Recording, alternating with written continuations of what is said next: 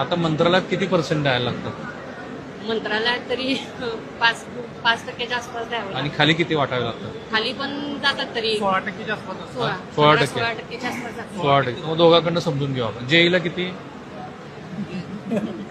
To be honest. जेईंना 2%, एईला येईंना 2%. पुढं प्रत्येक टेबलला लाखाला 100 रुपये असं लाखाला 100. एवढं सगळं करून सगळ्यांना देऊन जीएसटी 18% हा. आणि मग राहिलेलं आपण काम करायचं आणि नफा मिळवायचा. हे बघा, मी खुद्द मुख्यमंत्र्यांना ऑफ रेकॉर्ड बोलताना असं म्हटलं होतं की ही इकोसिस्टीम आहे की जी इकोसिस्टीम करप्शनची आपल्याकडे सेट झालेली आहे.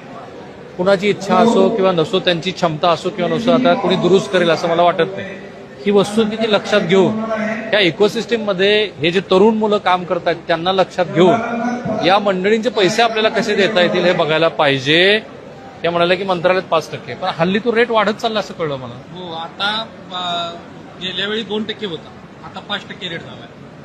आणि ते अगोदर पैसे घेतात मगच बिल होतं.